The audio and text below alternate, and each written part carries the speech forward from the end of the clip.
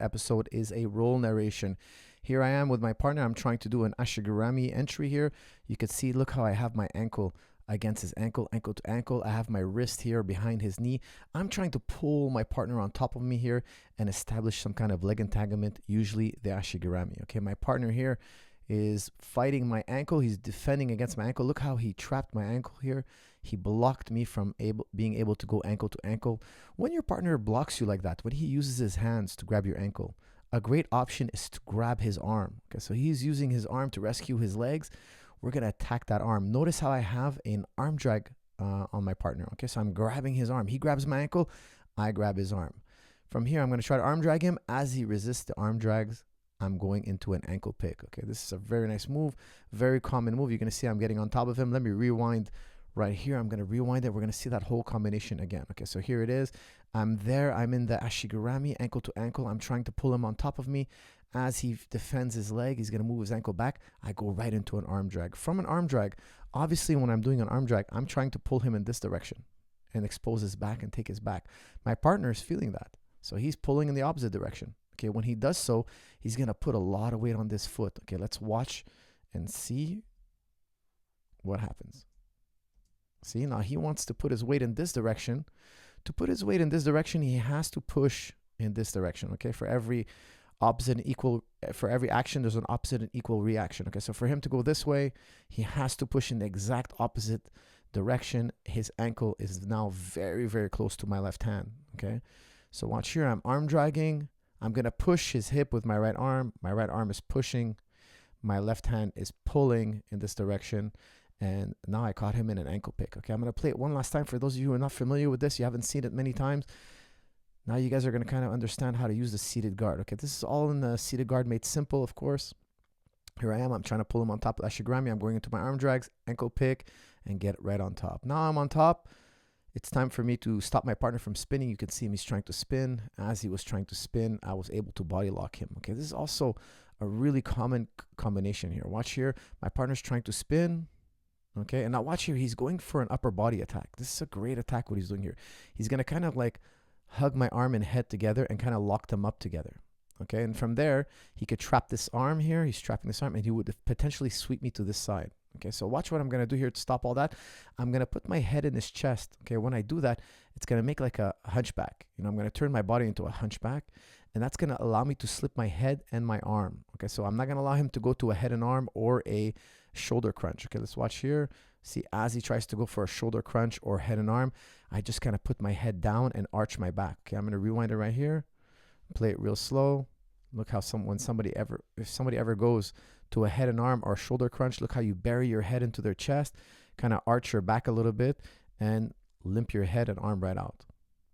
From there, I go right into a body lock. Now, of course, once you have a body lock, it doesn't matter how sweaty or if there's a gi or no gi. It's a fantastic grip. This is a very, very reliable grip. You could see me kind of like working my way to chest. My chest is not connected to his chest yet. But after I get the body lock, you're going to see me step over a knee eventually and get chest to chest. Okay, my partner did a good job regarding here. So I keep fighting. I want to step over that knee and I want to get chest to chest. I'm still not chest to chest and I'm still not past the knees. We're going to battle here and see what happens. Okay, so my partner is able to get to his knee shield or Z-guard. Notice how I buried my head here. Okay, so watch here. I buried my head. My head is burying down now. My hips are up in the air. Okay, so I'm in a kind of tripod position. Okay, I call this a tripod. And now I'm just going to put the pressure on top of his upper body here. I'm going to try to bury his upper body down to the ground and get in this tripod position. We're going to be hand fighting. I'm going to try to get chest to chest and past his knee. That's still the objective. I'm trying to get past one knee and chest to chest. Here it is. I'm past the first knee here. Here's chest to chest. You can see now I went negative, or I threw my left arm over his head. This is a chest to chest position. Okay, so every time you're body lock passing or smash passing, we're trying to get over one knee and our chest to his chest. Okay, this is a very GSP style type passing. Okay, so here we are. Now we're kind of attacking our partner from half guard. My partner's doing a good job pummeling his legs in. You can see he's trying to take my back. And I'm backstepping. Lots going on there. I'm not going to cut it through. I'm not going to break it down because it would probably be too long. Oh, here I'm in reverse mount and I'm grabbing my own leg. Okay, absolutely love this. Hopefully we're getting a better angle. Whenever you're in reverse mount, okay, I love to grab my leg the way I'm doing right now. You see how I'm trapping this leg here, my partner's left leg? Look how I'm trapping his leg. I'm passing my arm under his calf, and my right leg is, my left leg is over his leg. So I have my arm under, my right arm is underhooking his leg, and my left leg is overhooking his leg.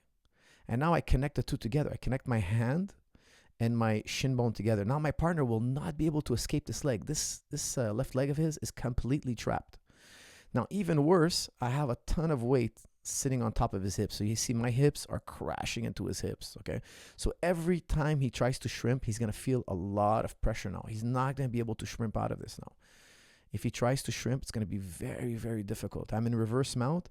You could see I took a perpendicular position, and I'm just completely locking down his hips. My partner here is going to struggle hard.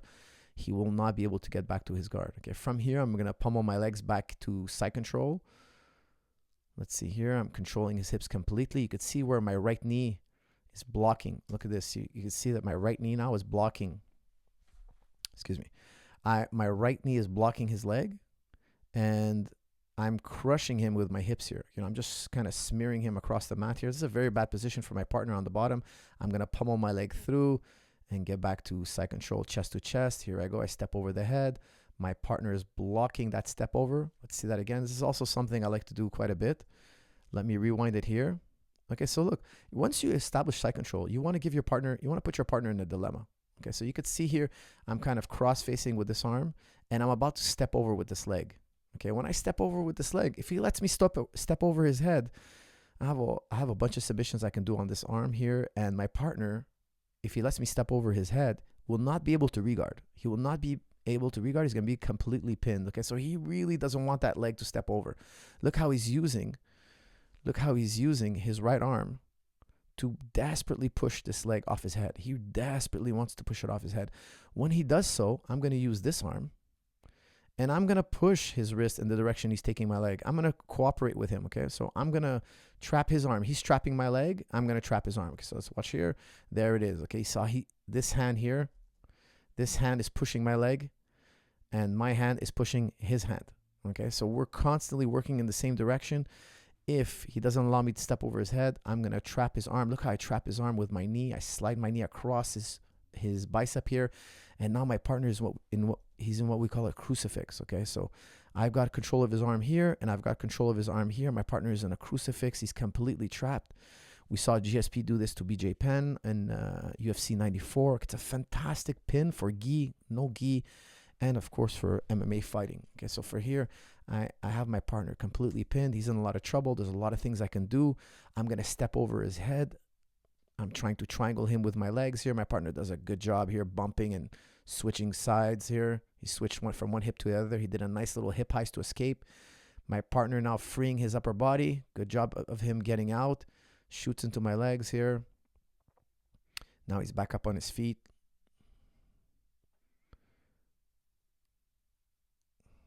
I got my underhook. You guys know me. When I get an underhook, there's one move I love to do. It's the shuck. My partner goes for Uchimata. I shuck him across, and he exposes his back. Now I'm on his back. I'm going to trap the arm. You guys know this recipe very well. We've done this many, many times in the past. When you take somebody's back, you want to trap both their arms. You want to trap his arm with one of your legs. You want to trap his arm with one of your hands. And now, like John Denara says, it's none versus one. I got one arm, and he's got nothing to defend against that one arm. Hard to see here. Not the best view, but let me just rewind here. You do get a good view of the hip heist. Let's go back and review that hip heist. Whenever you have somebody's back, okay, my partner here he's a very well-trained guy. You could see that his back is to my chest, but you're going to see him kind of like shrimp sideways and misalign. Look how he's misaligned. Now he's gotten his right shoulder in my chest. We're not aligned anymore. Whenever this happens, look at my right foot. Okay, my right foot is this foot over here. Keep an eye on this foot. I'm going to step on his hip. Once I step on his hip, I'm going to hip heist. Okay, so watch here. Look how I step on his hip. From there, look at my left foot. It's stepping right on his hip. Now look at my right foot. My right foot's going to go around this area here, and I'm going to go toes to the mat. Okay, so you got the left foot is stepping on the hip, and then you're going to have the left, excuse me, sorry about that. You got the right foot on the hip, and then you got the left foot. It's going to go toes on the mat. Okay, it's really important that you notice the toes on the mat.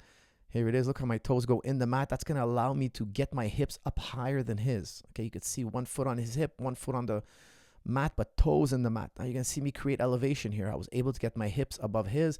So I went from controlling his back to mounting him. Okay, now from here, you're going to see me do the side choke. I've been doing this choke for quite a while. I absolutely love this choke. I like it better than rear naked choke. Okay, now I know a lot of people are going to say that's crazy. I'm starting to like this choke more. Why? Because less people know about it. They don't know how to defend it super well. And it's really, really powerful. It's much easier for me to control him from this position than it is for me on his back. Believe it or not, that's what I've come to conclude. You know, I've been doing jiu-jitsu for over 20 years, and I can tell you that I like the side choke now better than the rear naked choke. Okay, so here it is. My partner's trying to shrimp, but watch what I'm going to do here. I'm going to look for that side choke. Every escape relies on you getting to one hip. When he gets to one hip, he's doing the right thing here. He's escaping correctly. Watch what happens. He's feeding me. Look how he's feeding me a side choke. Not to be confused with the arm triangle. Okay, the regular arm triangle, the katakatami. Look, he's going to escape it over and over again. But watch this. There's nowhere for him to hide. Every time he goes to try to escape his knee, he's allowing me to threaten him with a side choke. Look how I'm using my body here to kind of get his arm in the side choke position, and there it is. Okay, now I'm not doing a katakatami here. I'm not doing a arm triangle from the top. I'm trying to get to the side exactly here. See when my partner bridged and tried to escape? Even though I'm on the bottom here, I have what we call a side choke. It's like doing a rear naked choke and a katakatami, an arm triangle, but you're just in between those two. Okay, so you could see the angle that I have here, and it's actually more powerful when you do it on the bottom. I'm not sure why, but here it is. I'm doing it from the bottom, but the bottom side choke is actually stronger than the top side choke. Okay, my partner's on top here. I'm going to play some seated guard. Let's see what happens here.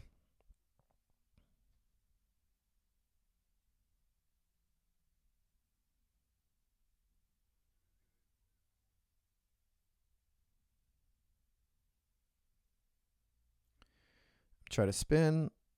My partner tries to backstep. I back roll. We're in an Ashigami lock. Here I get back on top. Here it is. Okay, I'm trying to get past one knee. Now look again. You know, when somebody's on the bottom and they're trying to escape, they're offering you a side choke. Okay, here it is. Look, I'm going to find it again. Because all escapes require you to get on your side. So when people get on their side, now you got to really look for those side chokes. They're very, very powerful. There's me looking for a Dars. Going from Dars now. I'm getting my hands locked behind his neck here, pulling, making sure we stay connected. And now look, I'm going to be digging for that side choke. I'm pinning one of his wrists. He's on his side. I'm going to lock a rear naked choke around his head and neck. And I'm going to do my best to keep him on his side. There it is. Look at this angle here. I don't want him flat on his back. If he's flat on his back, I find the choke is harder to do. The katakatami or the arm triangle, as a lot of you know it, is actually harder to do. Now that he's on his side, I actually have a better choking position. Here, I'm going to drive my left arm in. I'm going to try. Look how I'm using my knee here. See my knee? I'm using my knee to push him in this direction. Now I'm trying to push with my toes in this direction and my knee in this direction, and that's blocking his hips from getting to the ground. Okay. Now from here, let's see what happens here. I lock my hands in deep. I got the side choke. This is a top. This is a side choke from the top. Now I'm going to put the pain here, the pressure on my partner, and try to get him to tap. It's a very, very powerful finish here. It's actually also feasible to just roll to your back and finish it. It's actually a little bit tighter when the top man rolls to his back.